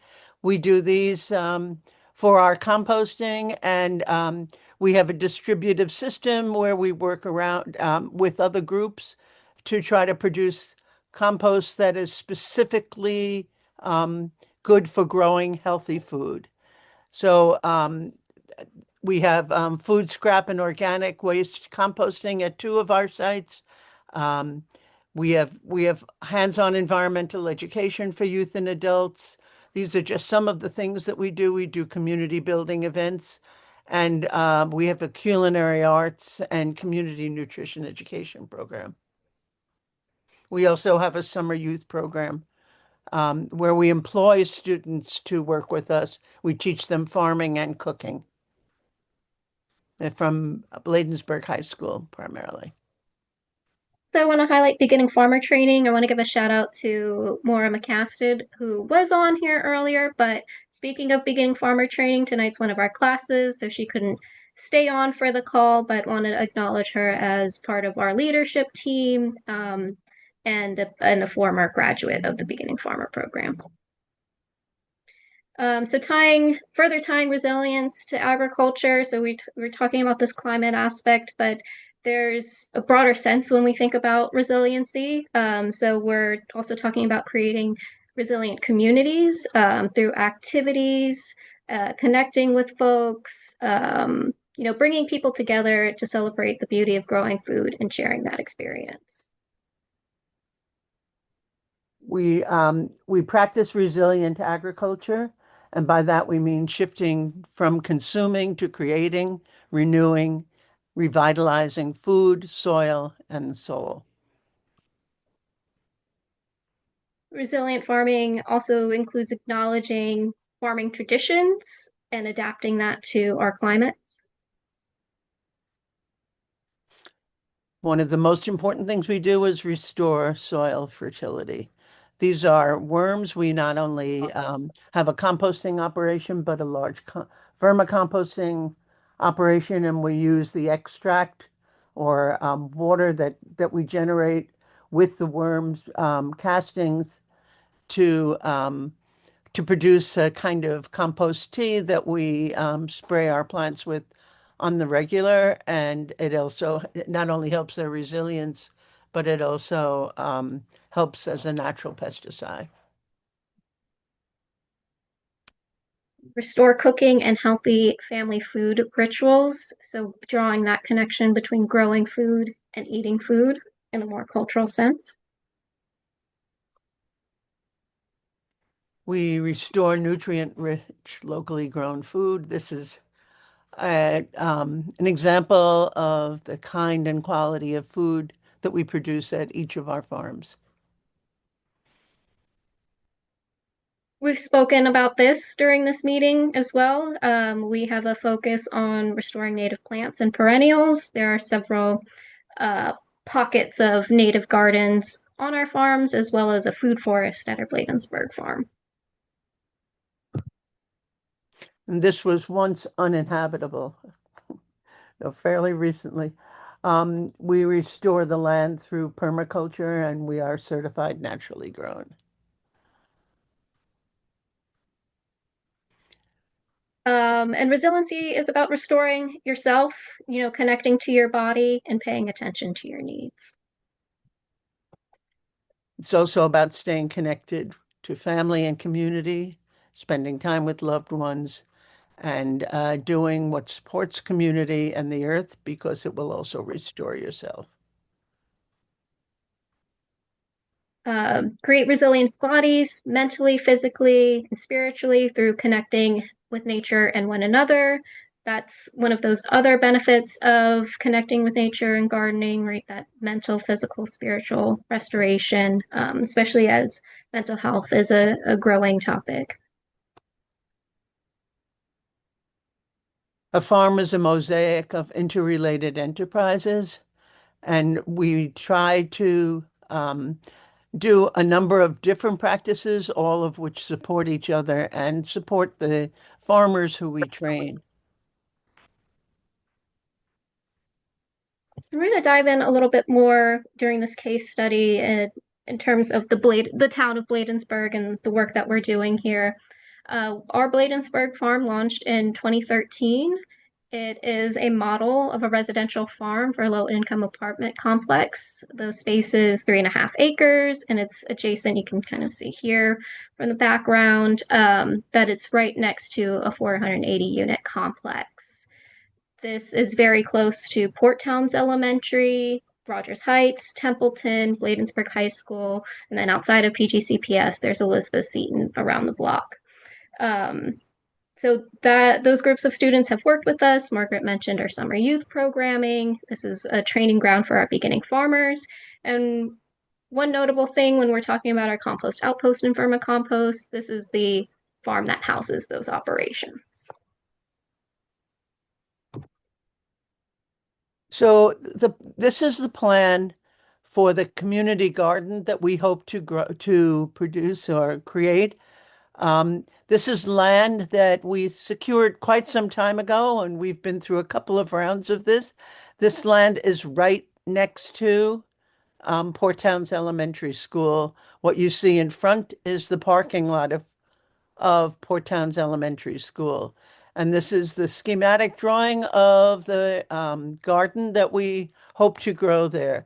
There is a triangle that's delineated, and then there's another little triangle. The larger triangle is the land that we actually have secured quite some time ago. It is park and planning land, and we have a 15-year use agreement with Park and Planning for this land. However, we found out after we secured funding for this project that there is a little piece of land there that's in front of our land, closer to the parking lot, that is actually it's actually school system land. And in order to do what we had proposed to do, we need to actually access a little piece of that land as well. And we also have to secure water from the school. So we got a grant which had a word that probably few grants will have for quite a while. It's called the Green Space Equity Grant, and it's for the Bladensburg community. What we had planned was to do a community garden, but also make it available to the school. The area inside the larger triangle, the rectangle that has circles in it, is an outdoor learning space or outdoor classroom, which we have inside our the space on the land that we have. But on the other side of that is the youth garden or youth learning space. The other squares are for parents and other people in the community to grow food. As has been said, one of the challenges of community gardens is that the major time when they're most productive is during the summer when school is not in session. So we wanted to do something that integrated a community garden at the school with growing spaces for parents and adults in the community. We have we wanted to produce particularly give an example of producing healthy food in this community, which is a very food insecure community. Um, we we want to connect with diverse communities with one another. There's quite a mix of peoples in this community. We want to demonstrate climate smart growing, provide the outdoor learning space for children, connect to the STEM curriculum, um, and connect the school to a diverse community of growers and community-based organizations, and of course, celebrate food, health, community, and education. We can come back to that slide if there's questions around that, but just to finish up our presentation, at the top here, this mural is in front of our Edmonston farm. This is the image of the new farmer of today. These are real beginning farmers, and challenging the imagery of what you think about when you think about who a farmer is. So a lot of these folks are beginning farmer graduates. Just to mention, we were highlighting on Bladensburg, but we have other locations that we manage. There's the Edmonston farm, which is about 5 minutes away from the Bladensburg area. That's our first farm that was launched in 2010. And then we also manage the Urban Farm Incubator in Watkins Park. That was launched around in 2022. And that is a space for 10 other farm businesses to work cooperatively and grow their businesses and markets and refine their practices. And we wanted to give you a way to reach us, not just about this project, but any other. That's myself. I'm the CEO and founder of EcoCity Farms, and I can be reached at info@ecocityfarms.org. This is Kayla. Kayla is our deputy director, and she can be reached at kayla@ecocityfarms.org. And this is, she calls herself Mac, Farmer Mac. And she's our director of strategic programs, and she can be reached at mac@ecocityfarms.org. Our slogan is we grow great food, farms, and farmers, and we work at each of those very hard for the last 15 years, and we will keep doing it. So I don't know whether you want to go back to the slide about our proposed community garden. One of the challenges we have, it's 10,000 square feet. It's not a huge garden. It gives an example of what can be done on land next to schools. It is not strictly speaking a school garden because it is not largely on school ground. And but we want to give an example of this, be an experiment, be a leader in this, and show how it can be done. And this land is basically right next to the school, so it has the advantages of both being part of the school and not being part of the school. And so that some of the things that may be challenges in the future may not be a challenge for this particular garden. But as we said, the only source of water is that little blue dot in the corner there, and that water would have to come from the Port Towns Elementary School. I want to say that we started this project, a version of this project, so long ago that, and we had worked with the superintendent of schools, and the day before our agreement was signed, he left the school system. And so we are starting all over again now with a new grant. Well, thank you so much for the presentation. I'm sure there are questions. I I wanted to invite my colleague, board member Amy Olivo, to make some remarks or updates as well before we move to questions. So if anyone wants to raise their hand, go ahead. But we'll have board member Olivo speak to this project that's in her district. Thank you so much, Board Member Boozer Strother, and also thanks to everyone for inviting this project to be part of today's meeting. I think we have some really exciting presentations today. I'll just share a little bit more. We have met with numerous stakeholders, including the principal, the community engagement associates, and actually the several science teachers as well.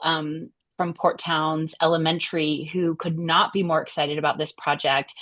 In fact, Beth, you'll appreciate this. The science teacher, the lead science teacher said this year is actually her retirement year, but if this really goes on, she's going to have to stay another year or two because she wants to be part of this community garden and being able to take her kids out to do all of the things that Mary was talking about in the earlier presentation, as far as looking at bugs and having an outdoor classroom and growing their own food and all of that. So that's what I love to hear, right? To have a veteran teacher so excited about a project like this that they think I might just delay retirement by a year or two to be part of it. So we are not blind to the fact that there are some logistical challenges, especially the water access.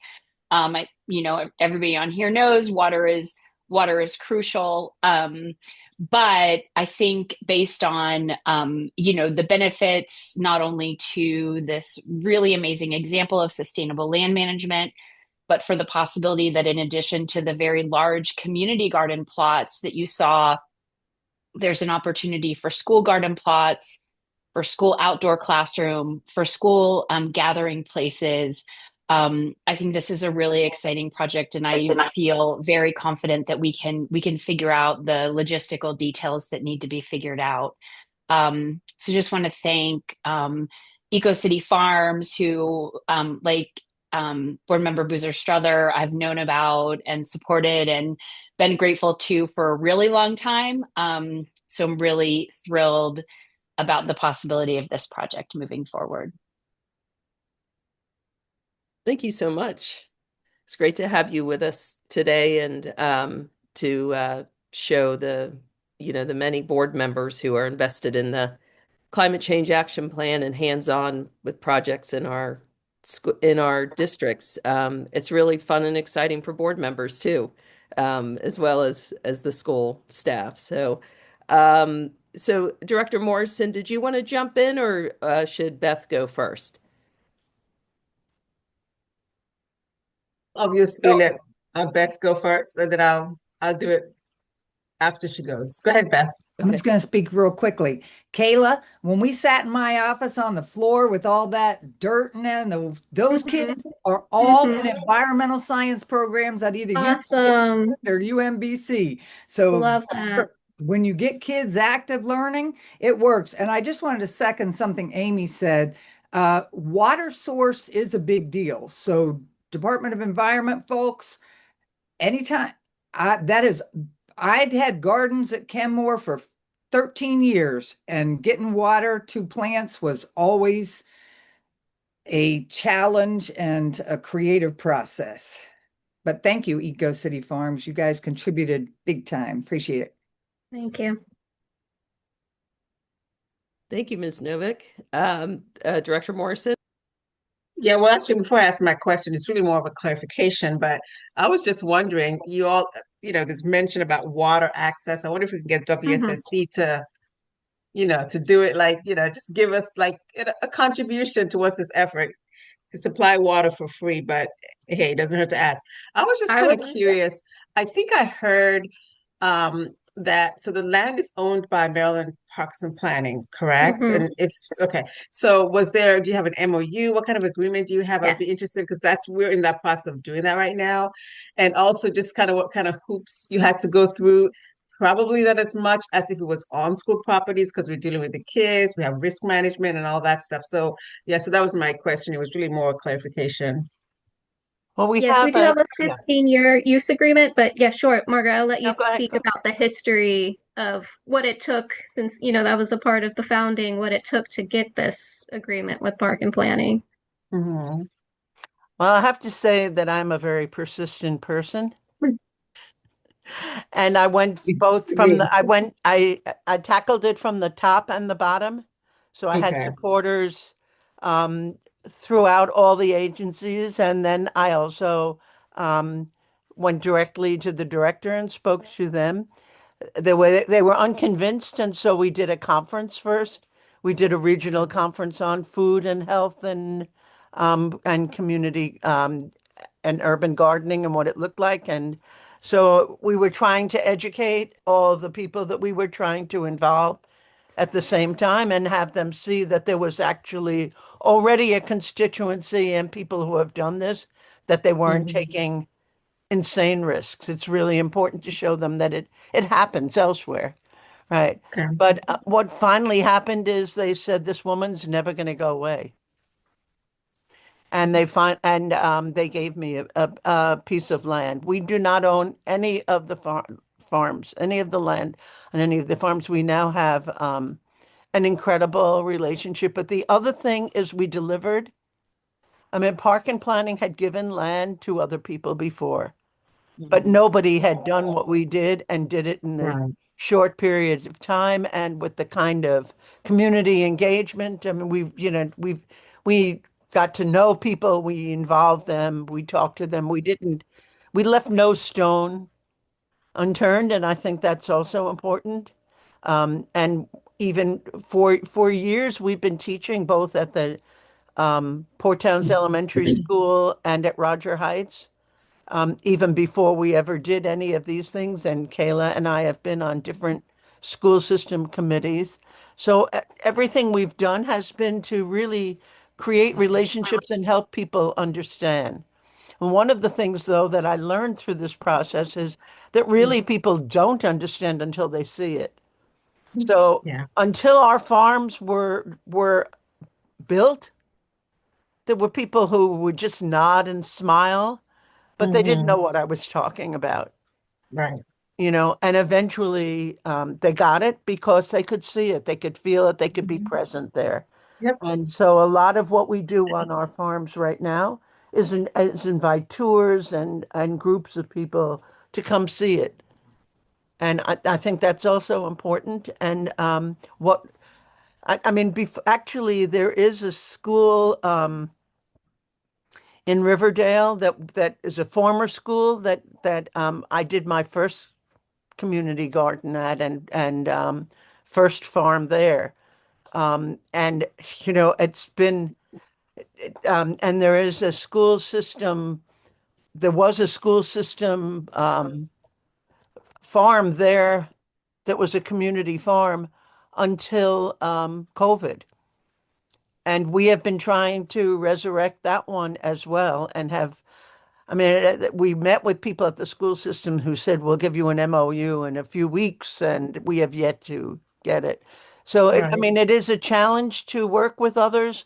On the other hand, it's far more rewarding and important, and especially as far as we're concerned, to Hmm. work with the next generation of people who need to know about where their food comes from and how to grow it and how to survive. I mean, that's what resiliency is about. Yep. I agree. Thanks for that. Yeah, thank you so much. And I'll just do a little point of personal privilege that certainly as a community member, Margaret, I know your vision and your political will to get this done, and I certainly feel like I've learned from it So thank you for your leadership in the community. I didn't know what an urban garden was until Eco City Farms. It was the first time I ever saw something like it. Kind of blew me away. Probably it's some little bit inspired everything that as a board member I brought to this work and the climate change action plan. And so I want to personally thank you for that persistence, because I agree that's how we get things done for our kids. So thank you. Thank you. Any other hands, any other questions on our presentations before we move to Tim Meyer's legislative update? All right. Well, Christina, why don't you go ahead and close us out on this portion, and then I will turn it over to Timothy Meyer, who is going to lead us through Annapolis legislation. Thank you. And one quick question. Does the PGCPS board staff have a copy of the document? Micah will have to let us know. Are you able to post that can you share screen? No, I don't have a copy of what Let, Mr. Meyer will be presenting. I just sent a request to be able to share. Got it. Multiple sharing is on. So when it's your time, you'll definitely be able to. Okay, great. So All right. Christina's going to close out this section, and then we'll turn it over to you. Yes, thank you again to the presenters. We will be following up with both groups today, and if there are any other stakeholders that you feel should be involved, we're happy to get some of that information. You can email me directly. We'll be coming up with both Miss Margaret Hubbard and we'll also with Mary Abe and her team.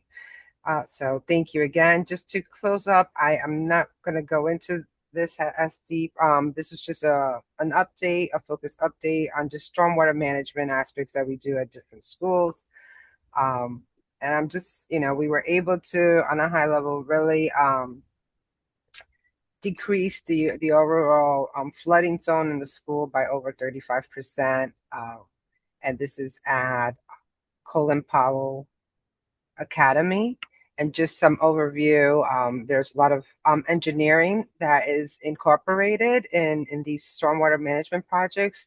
Want to really clean out the pollutants of the water and also to control the water level. So these are just two, as I had mentioned, the bioretention that's also being done at Suitland.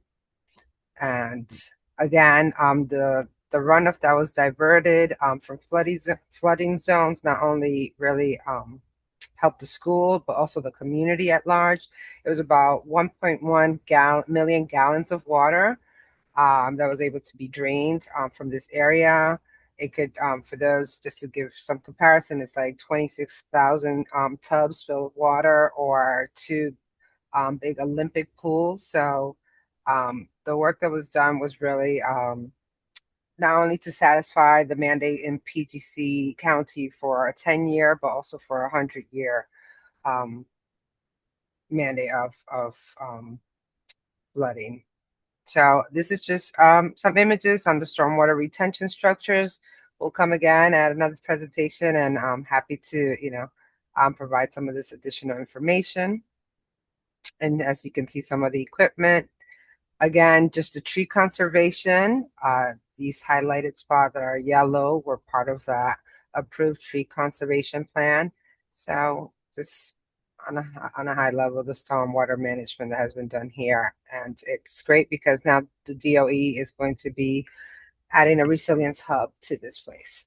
So that concludes our presentation for Priority 7, Commit to Climate Resilient Land Management. Thank you. Yeah, thank you so much to all the presenters and to the PGCPS team for the excellent presentations and the progress. Really appreciate it. And so I'm going to move us to item 2.7, the Maryland General Assembly Legislative Update and Review of 2026 Session Bills. And I'm going to recognize member of the CCAP, Timothy Meyer, who will provide an update of some bills that are relevant for us to be aware of. Thank you. Thank you, Board Member Boozer-Strother. And can everyone see me and the document here? Yes, okay. Yes. So this is going to be a very quick update because there are thousands of bills that are currently moving through the General Assembly. I have mostly been focused on a lot of blueprint and general education related bills. But I was able to put together a few that are either climate action related or safe routes because we do all of our safe routes to schools and pedestrian safety work through PGCPS and this committee as well. First of all, a couple key dates.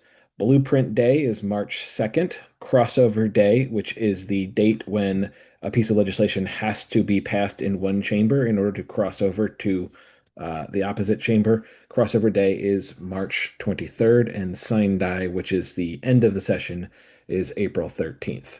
The first piece of legislation to take a look at is HB 79, which is the Climate Solutions Affordability Act of 2026. Little bit mislabeled. This is not actually a climate action or climate solutions bill. There was similar legislation that was introduced back in 2025.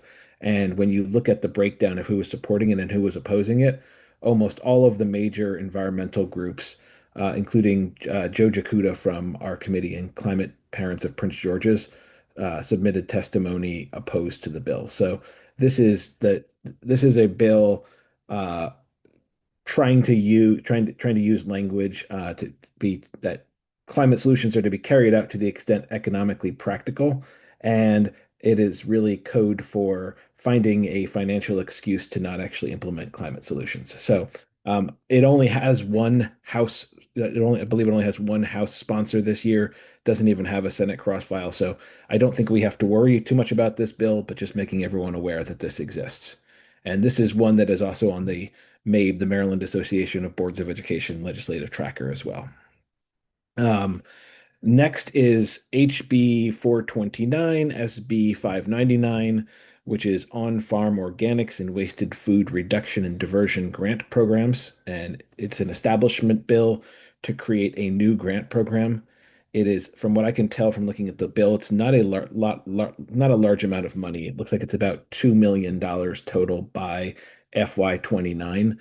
And there are multiple parts of the bill, but there is one section later on where it talks about LEAs as being eligible to receive grants. So if this bill gets any traction, this is one that's worth watching as something that could potentially be some small funding source in the future to go after some composting grants or other things within the climate change action plan. And it was introduced last year, did pass the House, or similar version. Some of these bills change a little bit from session to session, but it did pass the House with some amendments, but it then got stuck in a Senate committee last year. So similar, back with the same sponsors this session, and we'll track it, and you'll find that things passing the House and getting stuck in the Senate can tend to be a familiar theme in Annapolis. The next bill is HB 614 and SB 381, which is school building energy usage, creating a monthly report sponsored by Delegate Chow Wu, and it has a appropriations hearing coming up in March. The fact that it's on March 19th probably means it's a fairly lower priority. And next week, the Senate version, which is sponsored by Senator Watson and Senator West, so this is actually a bipartisan bill, will have its education, environment, and energy, or education, energy, and the environment committee hearing next week. This is another one that was introduced last session, didn't gain any traction then, and I don't actually know off the top of my head what the PGCPS position on this bill is, because it requires each county board of education to collect data on energy usage and then create a monthly report. And sometimes when there's any kind of mandates or requirements of boards of education, organizations like the Superintendent's Association or MABE, which is the Boards of Education Association, take an unfavorable view of that, because if there's not funding associated with the requirements, a lot of times those are opposed. So that might be something for Board Member Boozer Strother and Board Member Oliva to look into, what the official PGCPS position on this bill is. Moving along to a climate adjacent bill, because we always talk about school buses. One of our Prince George's delegates, Denny Taveras, has a bill on seatbelts and school buses. But this is another example of a bill that I don't think is going to be going anywhere. It does not have a Senate cross-file, and in past years, it did not gain any traction or movement. But I'm mentioning it because Delegate Taveras has been a friend of PGCPS, and I know that this is a bill that she is very interested in. Bill that is near and dear to my heart, which is HB 486, SB 526, which is establishing Ruby Bridges Walk to School Day. We celebrated that district-wide for Prince George's County Public Schools back in November. And it's sponsored by Delegate Diana Fennell in the House. And we had a very successful Ways and Means Committee hearing last week. And it's sponsored in the Senate by Senator Alonzo Washington, with a hearing on March 4th. I actually updated this from the last version that anyone else would have seen, because I got a call earlier today that Ways and Means in the House is going to be passing the bill, and we're going to be in good shape there. But the bill was originally written to be Ruby Bridges Walk to School Day, and also a Maryland School Pedestrian Awareness Day. They want to make an amendment in the House to make it solely Ruby Bridges for this legislative session. So I'm going to follow the lead of the legislators on that.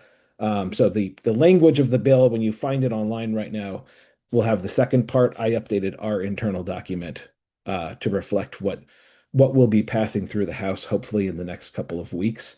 And this bill passed overwhelmingly in the House of Delegates last session.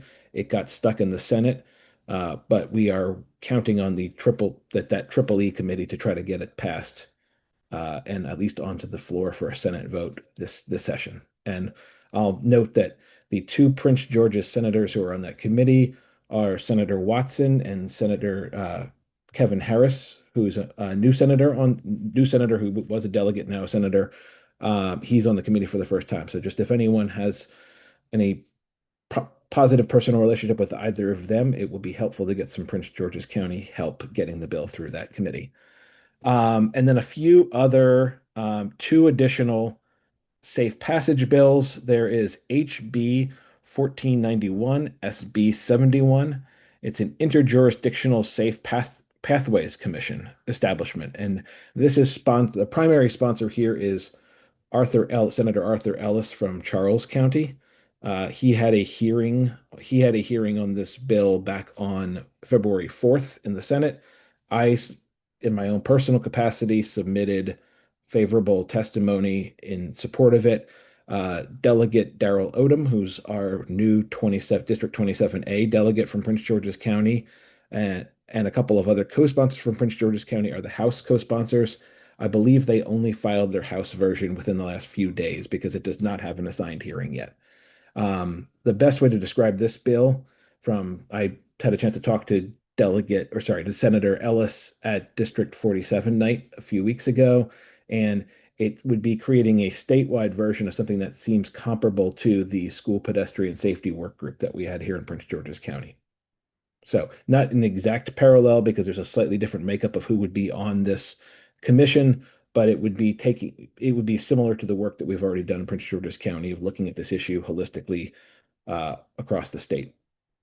And then the last bill here to highlight is HB 394, SB 158, which is construction of sidewalks and crosswalks, safe alternative routes to public schools, another bill that aligns with a lot of the things that we're doing in Prince George's County and PGCPS. It is sponsored by Delegate Jen Terrassa in the House, with Mary Lehman and Denny Taveras among the co-sponsors. They already had their House hearing. The Senate hearing was today also sponsored by Senator Ellis, and I have submitted also myself submitted favorable testimony. And with a little bit of statewide help, Strong Schools Maryland is also has this bill on their list of bills that they are actively supporting. It had there was similar legislation in the past, did not move last session, and then I actually there's a typo there on Senator Ellis's name, so I can update this version for the record. But Senator Ellis had introduced several different times in the past, so he had been carrying this bill forward on his own for several years. Now there's at least some House sponsors and in the House of Delegates who are promoting the bill as well. So I do not know the chances of it passing because it's not passed so many times before, but there seems to be a little bit more support. But this is another one I will flag that requires a county board of education to proactively create a plan. Although I think most of the elements of the bill actually align with the Prince George's County School Pedestrian Safety Work Group's recommendations that board member Boozer Strother and I were both on that committee or on that work group and crafting those recommendations. And then there were a few other there's a bill that's not going to go anywhere on there's a Republican sponsored bill on trying to promote propane buses, which would be in conflict with some of the things that we do on this committee and work group. But I don't think that that's going to go anywhere, so we don't really need to engage on that bill, I don't believe. And but I will notice one thing. I will add one last comment, which is, as I was trying to find climate related bills, there are really not that many of them this year. And that in and of itself sends a statement about Annapolis and where their priorities are this session. And it's even harder to find a climate related bill that is actually a source of climate funding to be able to do climate related projects. Well, thank you so much, Tim, and I appreciate you taking the time, volunteering the time to do this research and pull together this report. And this certainly should be helpful for any next steps of the Policy and Governance Committee. And Board Member Olivo, great that you're here today since you have so much influence in taking a look at these and if supporting them will benefit the school system. So I do see hands. Joseph Jakuda. Thank you so much for that presentation, Mr. Meyer. I'll just say too quickly, Joe, thank you so much for your help. Joe shared a couple of his bills that he's been tracking with me as well. No problem. Always glad to share. There's so many bills to follow. It's easy to miss a couple. I guess on that comment about funding, I will say that during the special session that was held, they did override the veto for the Renew Act study.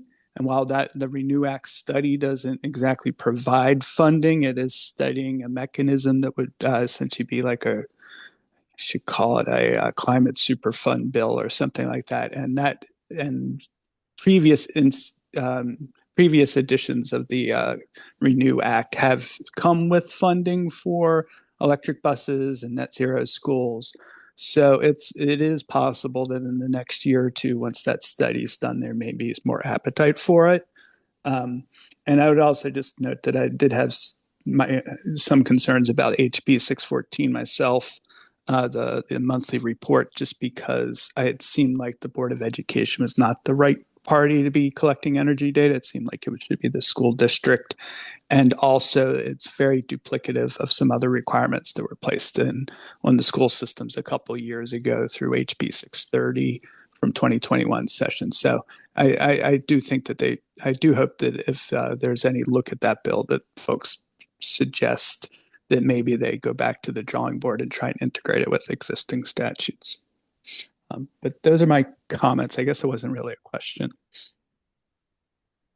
Thank you. Tim, any response to? Yeah, I was just going to say in terms of Joe's in terms of Mr. Jakuda's comments on HB 614 and the SB 381, which is the school building energy use monthly report bill. Those hearings the Senate hearing is next week, and the Yeah, the Senate hearing is next week and the House hearing is in March. So there would be time for Board Member Olivo and the Policy and Governance Committee if they were planning to weigh in on either of those bills to either weigh in with a favorable, unfavorable, favorable with amendments if we're trying to shape the general direction of them in any way. All right, great. Thank you. Michael? Hi. Um, Hi, Mr. Meyer. I just wanted to say thank you for this presentation. I recently was up at the MGA in the PAGE program, and now that I understand like how it works, it's really cool seeing like it from the other side because like we've been in Annapolis, so it's really cool to see the work that's being done from the county side to influence stuff in Annapolis. And I definitely will be following those bills on my MGA account. I am so proud to hear that we have PGCPS students who have their own My MGA accounts. That just deserves a round of applause in and of itself. And I did want to make one note. I mentioned how the one bill has a hearing next week for anyone, and this is as much for the students, but also for anyone else who has not engaged in Annapolis before. When you do sign up to testify, you have to sign up exactly 2 days or 2 business days in advance of when the hearing is. So to use the example of the bill that has a hearing next Wednesday, the 25th, you would need to sign up between 8 o'clock in the morning and 6 o'clock at night on Monday. And you have to set a lot of reminders in your calendar about when a bill hearing is, when the bill sign up window is. Make sure that you have your testimony prepared in the right format so that you can upload it within that window. But just for anybody who's interested in ever engaging in on these bills or anything else, wanted to mention that 2-day sign up window. Yeah, excellent information. Thank you so much. And Michael, congratulations on being selected as a page this year.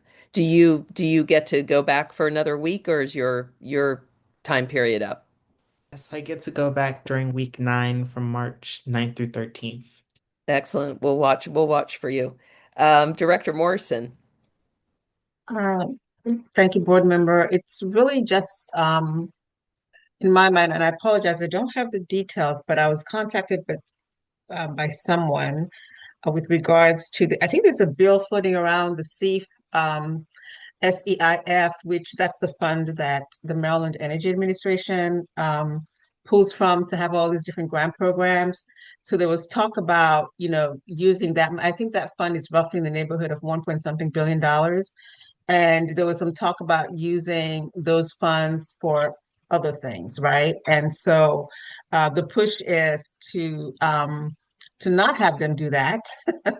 And say because we meaning Prince George's County, we have been a huge beneficiary of all those funding. So whatever we can do, I still need to find out, get permission to see if I can testify in support of it. I'm not sure I can in my role. I have to ask the higher ups.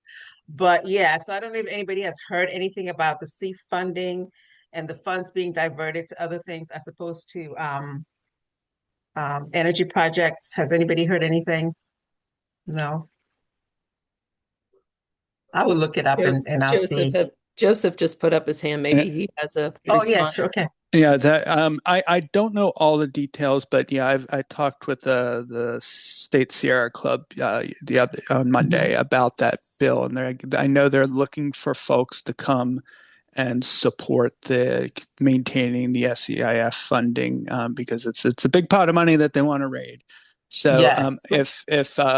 if anyone's interested, I can try and get you in touch with the Sierra Club folks.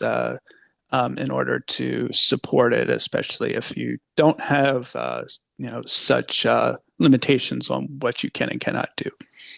Right. Thank you so much, Joseph, I appreciate for it. adding that information. And certainly we as a board understand the negative impacts when dedicated funds or revenues are then converted to the general fund, which is what happened to the energy and telecom tax 2 years ago, which is part of our big budget discussion. So, Director Morrison, I want to thank you for catching this one because this is exactly how that happens, where we have the dedicated revenues for programs and projects and public services that we care about, and then they go into a general fund where then you Right, don't have yeah. them for that anymore. So, Mr. Meyer, and then I guess you could close us out, and I'll just close out the meeting. Sure. And what I was going to say was that this is also the reason why it helps to have groups like this get together, is because Director Morrison highlights an issue for us. Mr. Jakuda spotlighted that he sometimes does work with the Sierra Club. So even if Director Morrison is not able to submit testimony or weigh in on that particular issue, there are others of us who are involved in this meeting who do have either ourselves or contacts and networks for environmental organizations who could. And that's a perfect example of the way that I've gotten much better at helping to track these bills this year is doing work through the Blueprint Coalition, which has a legislative committee that meets every single week, goes through all of the education related bills coming up in the next 2 weeks, and then figures out which different groups who are involved. Are they good bills? Are they bad bills? Are they bills that need amendments? And then which groups or entities are the best positioned to engage on that particular bill and weigh in with testimony one way or the other. And that's really helped me be able to keep track of all of this. And again, like I said, hearing that Michael himself has his own My MGA account is the single best thing to come out of this meeting, because it's everything that we do comes back to students and trying to help empower students. So. Great. And if anyone Well, if anyone has follow-up questions on any of these legislative bills, or anything else moving along legislatively in Annapolis, please feel free to reach out.